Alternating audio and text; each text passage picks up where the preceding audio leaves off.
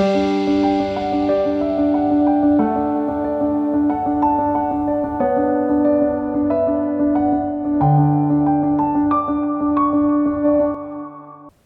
պայծառ առողջ առավոտ, սիրելի հեռուստադիտող։ Այսօր անդրադարձել ենք մի թեմայի, որը հաճախ արհեստականորեն լրացված է մեր հանրության կողմից, սակայն դա չի նշանակում, որ այն շատերի համար աղետ չէ։ Հունիսի 26-ը ամբողջ աշխարհում նշվում է որպես թմրանյութերի դեմ պայքարի միջազգային օր։ Ոչ միայն ամբողջ աշխարհում, այլ Հայաստանի Հանրապետությունում եւս այն դարձել է արդի խնդիր։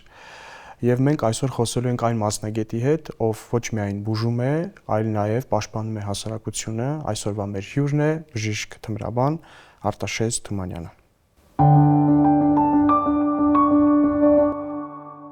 Բժիշկ Թումանյան, մենք բարի առավոտը փոխակերպել ենք առողջ առավոտի եւ նպաստելու ենք, որ այս խոսույթը դառնա մաղթանք մեր հանրության շրջանում, բարով ենք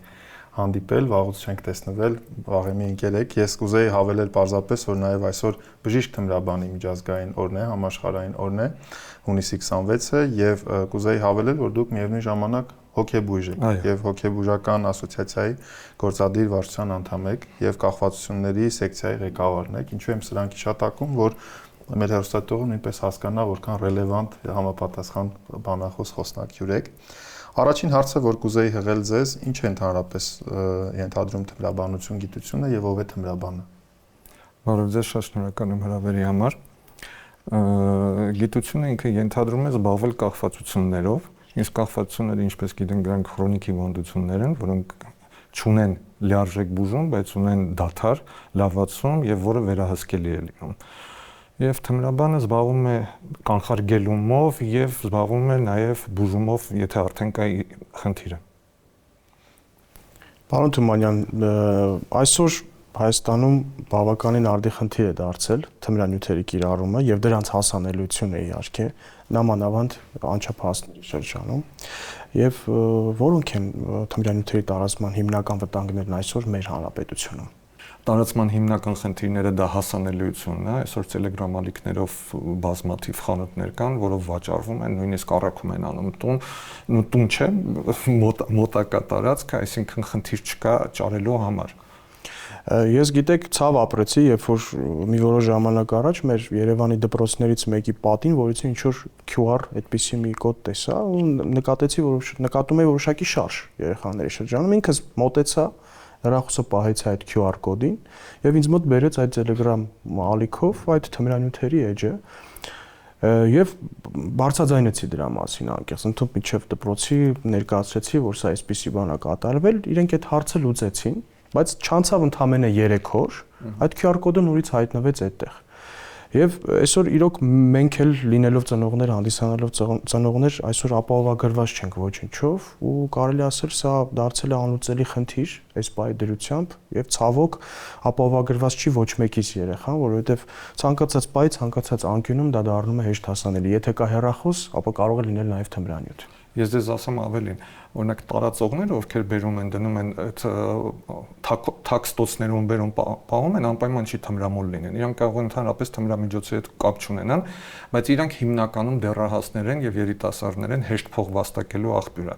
Տղայիս նույնպես առաջարկել են 2 տարի առաջ գումար աշխատել թաքստոցներում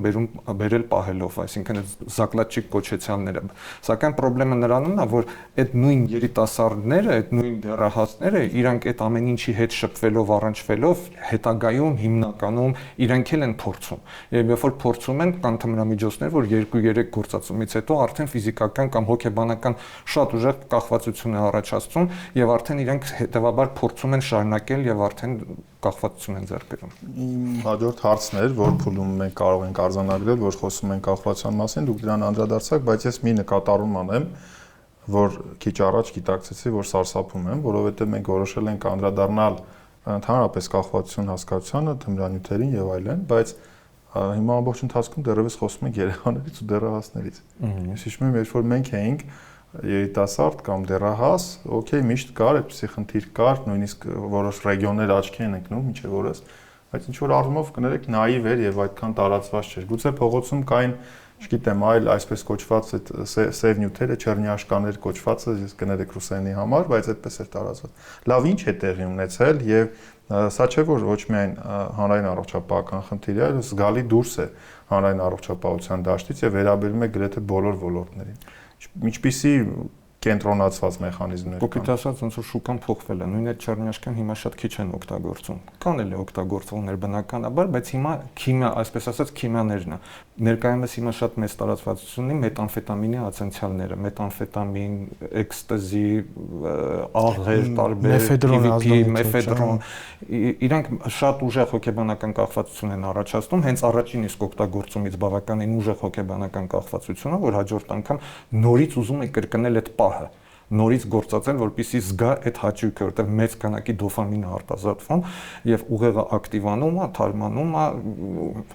այսպես ասած, մարդը այն հնարավորությունները, որ միջև այդ չի ունեցել, իր ենթադրություններով, իր կարծիքով նա ունենում է այդ հնարավորությունները, բայց կարճ ժամանակ հետո, երբ որ չափաբաժինը արդեն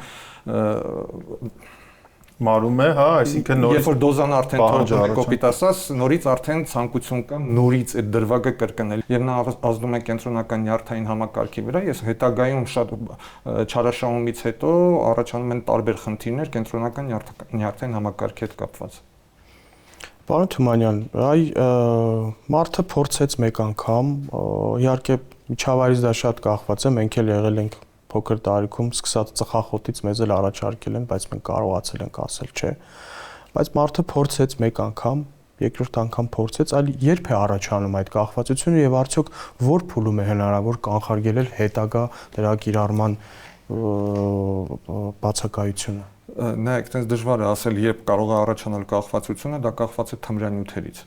եւ գործածման քանակներից։ Այսինքն թմրանյութ կան, որ 2-3 գործածումից արդեն առաջանում է կախվածություն, նույն չեռնյաշկեն ինքը մի քանի կամ գերային է, օպիատային թմրանյութերը, իրանք 2-3 գործածումից հետո արդեն ֆիզիկական կախվածություն կարող են ունենալ, այսինքն ցավային համախտանի իշ մնացած իր բարդություններով։ Մետամֆետամինի ասենցիալների օգտագործումից ֆիզիկականը չկա, հոգեբանական է։ Դա արդեն ասում եմ, մեկ օգտագործումից հետո ցանկությունը մեծ է կրկին օգտագործել։ Երկրորդ, երրորդ օգտագործումը արդեն բերում է նրան, որ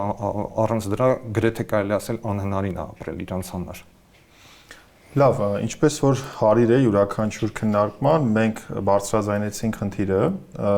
փորձեցինք հասկանալ այդ խնդրի արդիականությունը, հիմա փորձենք հասկանալ մենք ինչ գործուն քայլեր ենք անում համակարգային, չէ՞ որ դուք ներկայացնում եք Հայկական հոգեբուժական ասոցիացիան եւ հենց այդ ուղղությամբ սեկցիայի ղեկավար եք։ Եվ որքանով է այստեղ որպես հասարակական կազմակերպություն ասոցիացիայի քաշն ու դերը, ոնց ինչպես եք դուք դա պատկերացնում, եւ որքան է գլոբալ պետական կառավարման համակարգի մասնակցությունը, որտեղ սա ազգային անվտանգության խնդիր է կարծում եմ։ Համաձայն եմ ինչ որտեղ, բայց եկեք հասկանանք սենց ասոցիացիան կամ պետության կողմից ինքը իրավապահ մարմինները պետք է զբաղվեն կանխարգելումով, որ չլինի տարածվածություն։ Ասոցիացիան ինքը արդեն բուժական մեթոդներով է զբաղվում, ինքը որոշակի կապ է հաստատում բոլոր բժիշկների մասնավոր թե պետական ստրուկտուրաների բժիշկների հետ, կապը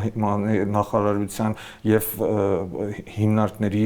բժշկական հիմնարկների միջև մեթոդական սեմինարներ, նորություններ, տարբեր տեսակի, չգիտեմ, գիտական հոդվածներ, ասոցիացիայի դերը կայանում է դրանում։ Մենք բժիշկները զբաղվում ենք բուժումով, երբ որ արդեն մեզ մոտ գալիս են դիմում են եւ մենք փորձում ենք բուժել այդ մարդկանց, փորձում ենք բերել այն վիճակին, որ իրանք նորովի սկսեն ապրել, նոր մտածելակերպով սկսեն ապրել։ Շատ լավ, ես եթե չեմ սխալվում, երկու սեգմենտ կա կամ մասնավոր սեգմենտ, որտեղ որ բժիշկը կարող է որևէ կլինիկայում նման գործունեություն ծավալ եւ կա պետական մակարդակով կախվածությունների ազգային կենտրոնը, արդյոք կան պետական ծրագրեր եւ ինչ մակարդակի վրա։ Ես եթե չեմ սխալվում, նույնիսկ այդ կառույցը վերանվանվեց տարիներ առաջ, որպեսզի շատ ավելի ընդգրկուն եւ ներկանալի լինի, եթե չեմ սխալվում։ Կախվածությունների բուժման ազգային կենտրոնն է, պետական սեգմենտ է, ինքը զբաղվում է նույն բոլոր բուժական գործողություններով, ինչ որ ցանկացած մասնավոր հիմնարկներ, բայց կախվածությունների բուժման ազգային կենտրոնը ինքը ունի պետպատվեր եւ անվճարաբուժումը, եթե Հայաստանի քաղաքացի է եւ ներկայացնում է անձնագիրը։ Մնացած բոլոր դեպքերում մասնավորները, որքանով ես գիտեմ, մասնավորները պետպատվեր չունեն, իրանք մասնավոր հիմունքներով են արդեն անում։ Այսինքն ուղղակի ծառայության մատուցման ծառայությունը նույնն է, ծառայության մատուցումը նույնն է, տարբերությունը ընդհանրապես բժիշկներն են եւ դեղորայքային հնարավորությունները։ Պարոն Թումանյան, իսկ այսպիսի մի հարց կախված բուժման տակտիկայի հետ կապված, այլ եթե մարդ ով օգտագործում է թմրանյութ եւ ցանկություն չունի բուժում ստանալու, արդյոք ունենում եք ցուցում հարազատների միջոցով իրեն, ասենք, չասեմ բռնի ուժով, բայց իր կամքին հակառակ բուժում իրականացնելու, թե կան որոշակի նորմեր, որ պետք է պացիենտը այդ բուժարուն, որ արդեն ունի կախվածություն, պիտի պարտադիր համաձայն լինի բուժմանը, նոր այդ պարագայում պիտի լինի բուժում։ Սկզբից ասեմ, որ կախվածությունը, քանի որ ասեցի, որ ինքը քրոնիկական հիվանդություն է եւ լիարժեք բուժում դրան չկա, հետեւաբար պետք է պացիենտը ինքը իր համաձայնությունը տա։ Երբ որ բուժումից հետո որոշ ժամանակ կանցնի, ինքը նորից օգտագործի, այդ առատավոր օղակը նորից սկսելու է։ Հետեւաբար ինքը պետք է ընդունի, ինքը պետք է ընկալի, որ ինքը ունի խնդիր եւ ուզում է այդ խնդրից դուրս գալ։ Մենք իրան օգնում ենք ընդամենը վիճակից դուրս գալ։ Մենք իրան օգնում ենք իր գանգատները նվազեցնել, մաքսիմալ հոգեկան աշխարհը բերել նորմալ վիճակի եւ դրանից ելնելով ինքը արդեն որոշում է կայացնում, այսպես ասած, որ ինչ ձևի է ուզում ապրել։ Ինչ վերաբերվում է պարտադիր կամ հարկադիր բուժման, նարկոլոգիայում կախվածությունների դեպքում չկա նման բան։ Հարկադիր բուժում կարող է լինել միայն իրավապահ մարմինների որոշումով, դատարանի որոշումով, նաեւ այդ դեպքերում ինքը նաեւ արվում է պետական հիմնարկում, կախվածությունների ազգային բուժման կենտրոնում եւ ինքը նույնիսկ հարկադրել, որ ինքը եթե նույնիսկ չի ներկայանում այդ ամբուլատոր բուժման, իրան հարկադրել չեն կարող։ Այսինքն ստացիոնար բուժում գոյություն չունի, որ պարտադիր փակեն ինչ-որ միտը եւ ինքը ստիպված ստանա, որտեղ դա քրոնիկական է։ Երբ որ ինքը բուժվում կարգավորվում, այսպես ասած, իրան ոչ մեկ չի պարտադրում, որ ինքը նորից այդ թմրանյութը օգտագործի։ Հոգեկան հիվանդները, եթե մենք համեմատենք, որ այնտեղ հարկադիր բուժում կա, ստեղ չկա, հոգեկան հիվանդները անկախ իրենցից է այդ հիվանդագին վիճակները առաջանում, հետեւաբար երբ որ իրանք դեղորայք են ստանում, բուժում են ստանում, իրանք վիճակը անկախ իրենցից կարգավորվում, լավանում է համեմատաբար։ Այստեղ ինքը ցանկացած պահի կարող է վերսկսել հիվանդությունը։ Բժիշկ Թումանյան, քանի որ մենք առավոտյան անդրադարձ ենք կատարում եւ իհարկե չենք կարող ամբողջական շատ նեղ մանրամասների մեջ անցնել, ես կցանկանայի եւ խնդրեի ձեզ որպես գոլեգա, որպեսզի դուք ծնողներին, ուսուցիչներին, համենայն դեպս այն մարդկանց, բացի ծնողներից, ում մենք մեր երեխաներին վստահում ենք օրվա մեծ մասը, չէ՞ որ մենք էլ աշխատանք ենք իրականացնում մեկ ուրիշի երեխային, ծնողին կամ հարազատին փրկելով, օգնելով, կրթական, բացատրական աշխատանքներ իրականացնելու տեսակետից ծնողների, ուսուցիչների, որտեղ սա մեզանում սպառնալիք է փաստորեն։ Կրթական, բացատրական աշխատանքները իրանք միշտ էլ կատարվում են, օրինակ նույն պետական հիմնարկի կողմից, կախվածությունների բուժման ազգային կենտրոնի կողմից, դա սխալ հասկացաք։ Ես իմ երեխային ուղարկում եմ դպրոց։ Ինչ ակնկալեմ ներկայիս ժամանակակից ուսուցչից, ով պետք է այս ամենի մասին զգուշացնել, որտեղ կոնֆետներ են բաժանում երեխաներին 1000 մի ճանապարհ։ Վերահսկողությունը հավանաբար պետք է ավելի պատշաճ լինի եւ վարքային փոփոխությունները պետք է նկատեն։ Ամենաառաջինը նկատվում է վարքային փոփոխությունները, թե դուրսը, թե տանը։ Նու հիմնականում տանը կարող են այդ ամեն ինչը տեսնել, դպրոցում կարող են քողարկված լինի եւ չնկատվի այդ ամեն ինչը։ Բայց ընդհանուր առմամբ, եթե երեխան երիտասարդը կարևոր չի մեծահասակ ով ուզում է լինի, եթե ունի արդեն վարքային խնդիրներ, որոշակի ինչ որ գումարային ծախսի անհասկանալի ծախսեր, որոշակի գաղտնիություն, փակվում է, ինչ որ մի գաղտնի զանգերա կատարում, նման տիպի վարքը արդեն մտահոգիչ է լինում։ Հետևաբար պետք է նման տիպի երեխաներին կամ երիտասարդներին մի փոքր ավելի ուշադիր լինել։ Եվ բացի դրանից ավելացնեմ, որ անպայման չի թմրամիջոցները օգտագործելով պրոստը ցանկություն ունենալ, հաճույք ստանալու համար դառնալ թմրամոլ կամ ունենալ կախվածություն, այսինքն նաև մեծ չափաբաժին կա, որ մարդիկ ինքնաբուժությունով են զբաղվում, այսինքն ունեն որոշակի հոգեբանական խնդիրներ, որի համար իրանք օգտագործում են այդ թմրանյութերը, որպեսզի այդ հոգեբանական խնդիրները վերանա։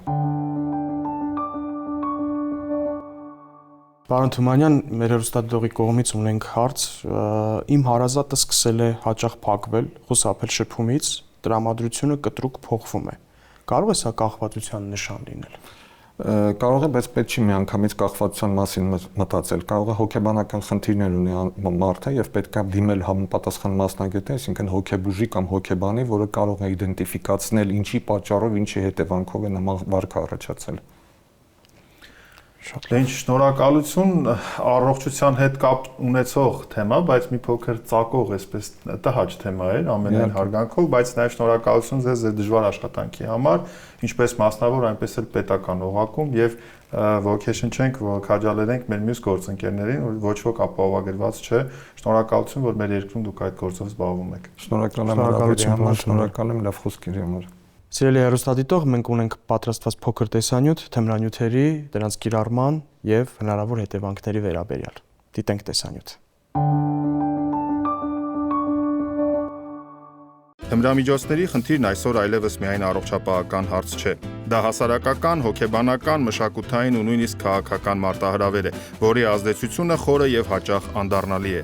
Ամեն տարի թմրամիջոցների օգտագործման պատճառով աշխարհում միլիոնավոր կյանքեր խախտվում են։ Ոչ միայն օգտվողների, այլև նրանց ընտանիքների, շրջապատի, ապագայի։ Թմրամիջոցը երբեք անմեղ ելք չէ։ Այն հաճախ սկսվում է հետաքրքրասիրությամբ, մերժված լինելու զգացումով կամ պարզապես չբավարարված ներաշխարհով, բայց հենց այդտեղից սկսվում է ներսից քայքայող ընթացքը, որն աղճատում է մարդու որոշման ունակությունը, կործանում ինքնավստահությունը եւ վերածում մարդուն կախվածության զոհի։ Կանանց, տղամարդկանց, դեռահասների կյանքեր են փլուզվում, հաճախ աննկատ։ Թմրամիջոցը խլում է մտածելու ազատությունը։ Այն ժամանակավոր էյֆորիայի դիմաց գողանում է մարդկանց տարիները, արժեքները, ընդունակությունները։ Եվ եթե մենք չենք խոսում դրա մասին, մենք չենք օգնում։ Լռությունը թմրամիջոցների լավագույն դաշնակիցն է։ Այս օրը հիշեցնում է, պայքարը պետք է սկսվի շատ ավելի շուտ, քան թմրամիջոցը առաջին անգամ կհայտնվի մարդու կյանքում։ Այն պետք է սկսվի ընտանիքում, դպրոցում, կրթության եւ առողջ հոգեբանության միջոցով։ Մենք պետք է սովորեցնենք մեր երեխաներին լինել բավարար ուժեղ, որպեսզի մերժեն սխալ առաջարկը։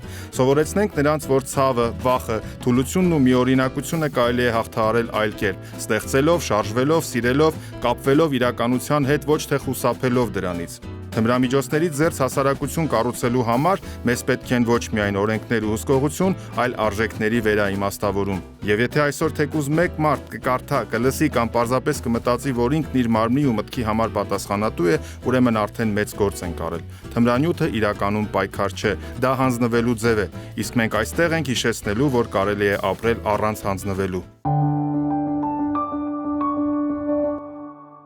Հաղորդման այս հատվածում ունենք առողջ ապրելակերպի խորհուրդ խորագիրը, որտեղ ես եւ բժիշկ Ամիրյանը առանձնացնում ենք մի քանի պարզ եւ հասարակ մատչելի խորհուրդներ եւ ուզում ենք ընթերցել ձեզ համար։ Սկսեք բժիշկ Ամիրյան։ Աշխատեք ունենալ կայուն օրակարգ եւ առողջ շրջապատ։ Իհարկե մեր առօրյա ռեժիմից շատ բան է կախված, ռեժիմը պետք է լինի համակարգված, պետք է լինի համախմբված, որպեսզի ավելորդ գերհոգնածության նշաններ չունենանք։ Շրջապատի առումով կարող եմ ասել այն, որ պետք է շատ ուշադրություն դարձնել շրջապատի մարդկանց եւ պետք է ընտրել այդ մարդկանց։ Իհարկե բոլորս էլ ունեցել ենք մեր շրջապատում վատ մարդկանց, հատկապես դեռահասության շրջանում։ Ու ցավոք սրտի նրանք երբեմն մեզ համար հեղինակություն են եղել ու այսօրվա թեման հենց սրա մասին է, չէ՞ բժիշկ Ամիրյան։ Եվ կարողանում են ինչ-ինչ պատճառով ինչ-որ մի վատ բան առաջարկել եւ մենք պետք է սովորենք ասել այդ ոչ բառը, ոչ միայն այս իրավիճակներում եւ ինչպես տատիկս էր ասում, շատ լավ հիշում եմ, որ տղաս մեկ ոչը 1000 հարց է լուծում։ Իմ առանձնացրած երկրորդ խորհուրդը շատ համահունչ է սրա հետ։ Երիտասարդների հետ խոսենք բաց առանց վախեցնելու եւ շատ կարեւոր է կարծում եմ, որ յուրաքանչյուր լինելով երկուսս էլ հայր, զրուցենք մեր շատ փոքրիկ եւ ամենամեծ երեխաների հետ, հատկապես տղա երեխաների հետ, գուցե որ այս ամենը մեզնից լսեն եւ չամաչեն, չվախեցնենք, որտեւ այլ պարագայում նրանք այս խորհուրդը ստանալու են փողոցից, ինչպես որ մենք մեր սերունդը եւ բոլոր սերունդներն են, բայց իհարկե այս հայրական մշակույթը երևի շատ կարեւոր կլինի այստեղ։